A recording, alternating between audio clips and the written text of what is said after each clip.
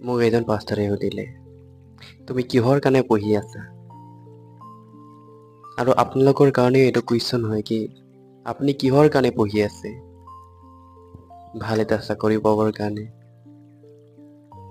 ভাল লাইফ জীয়াবৰ কাৰণে।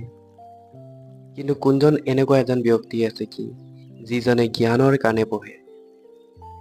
আজি চাবলৈ গ'লে বহুতে জ্ঞানৰ কাৰণে নপঢ়ে, জাষ্ট টপাৰ বনিব লাগে, চবতছে বেছি নম্বৰ ল'ব লাগে, সেইকাৰণে পঢ়ে। আমি যদি বাইবেলত চাওঁ, জ্ঞানৰ অভাৱত মোৰ প্ৰজাবিলাক নষ্ট হ'ল বুলি কিয় ক'বলগীয়া হ'ল? বেছি নম্বৰ পোৱাটো ইমান ইম্পৰ্টেণ্ট নহয়, কিন্তু যদি আপোনাৰ জ্ঞান আছে, আপোনাৰ নলেজ আছে, এইটো বেছিকৈ ইম্পৰ্টেণ্ট আছে। Praise the lord.